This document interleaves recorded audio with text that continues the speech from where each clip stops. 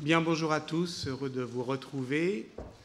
Je vois avec plaisir que quelques personnalités des arts et lettres ont quitté Roland-Garros, parce qu'ici, au moins, même quand il pleut, on joue. Je ne peux pas imaginer que c'est parce qu'on va parler d'histoire moderne, mais pourtant c'est ça qu'on va faire.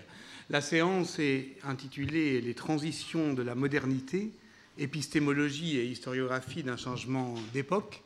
Et pour l'introduire, j'aimerais évoquer la parution toute récente du livre de Jean-Claude Schmitt, Des rythmes au Moyen-Âge, qui fait justement écho par son titre à notre précédente séance, Rythme, problème, trace, le Moyen-Âge comme articulation des mondes et régimes documentaires.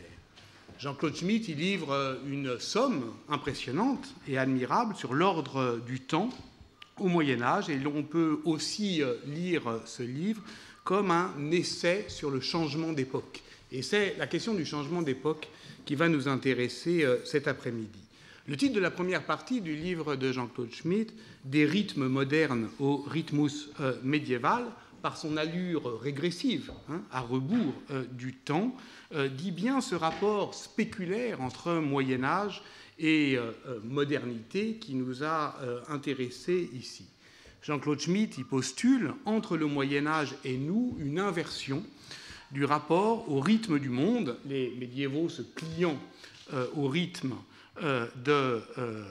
cosmique, alors que les modernes se laissent submerger par la tyrannie des rythmes qu'ils se donnent.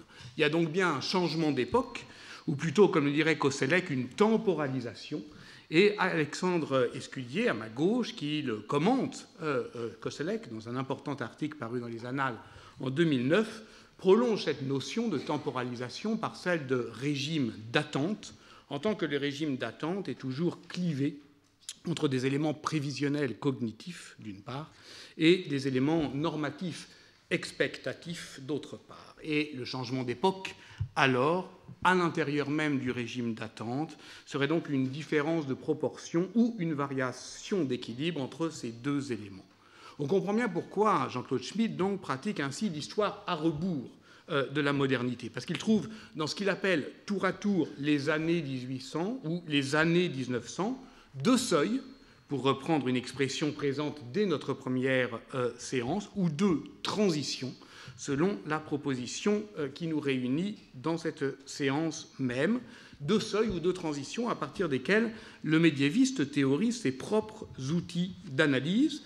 Et particulièrement éclairant est la reprise d'un passage de Gilles Deleuze et Félix Guattari dans 1000 plateaux. Vous vous souvenez peut-être que c'est le livre sur lequel nous nous étions arrêtés justement à la toute fin de la semaine dernière, 1000 plateaux, Deleuze et Guattari définissant la ritournelle comme, à partir de la réactivation de la vieille distinction médiévale, pour le coup, entre metrum et rhythmus, entre la mesure et le rythme, je cite, la mesure est dogmatique, mais le rythme est critique.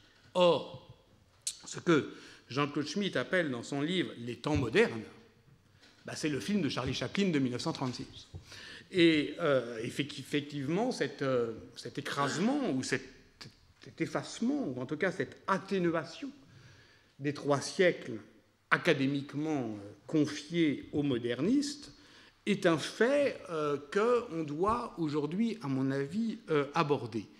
Au fond, je dirais que leur refuser, ces 3 siècles, une rythmicité critique, justement, ne se peut justifier que par la fidélité au long Moyen-Âge de Jacques Le Goff. Or, je ne reviens pas sur la démonstration, elle a encore été faite, me semble-t-il, à l'occasion de la 2e séance consacrée à l'examen critique de la genèse de l'État moderne. Il me semble qu'un tel étirement chronologique, le long Moyen-Âge, ne peut se justifier que si l'on donne à la notion de transition son sens marxiste d'un mode de production l'autre. Et sinon, évidemment, cela pose plus de problèmes que cela n'en résout.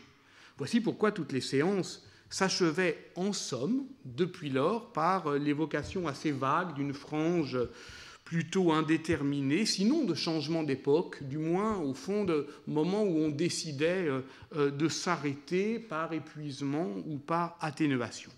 Vous me direz, il est au fond assez banal pour un historien de supposer que rien de vraiment sérieux ne se déroule après le moment où il a décidé de poser la plume, parce qu'il faut bien s'arrêter quelque part. Les médiévistes en particulier sont souvent amenés à croire ou à feindre de croire que les mécanismes qu'ils ont héroïquement mis à jour pour les sociétés anciennes, eh bien, filent droit, continue, sans changement notable, cas un cas, jusqu'à une modernité qu'ils voudraient le plus tard possible et qui, elle, les renverserait.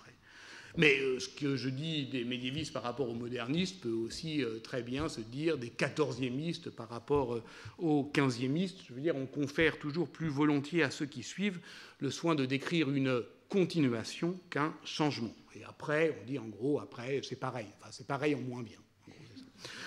Voilà pourquoi nous achevions la séance précédente sur l'évocation de la contribution que Jean-Frédéric Chaube donna en épilogue à l'histoire du monde au XVe siècle, où il décrivait, j'avais terminé par là, des effets d'accélération, d'intensification et de jeu de miroir qui sauvent en partie l'hypothèse discontinuiste d'un XVIe siècle inaugurant les temps modernes. Et il faut bien reconnaître qu'à cette hypothèse, nous n'avons jusque-là rien opposé de sérieux, nous contentant de déplacer les césures des siècles, le plus souvent en leur mi-temps, 1550 ou 1560, 1640, 1750.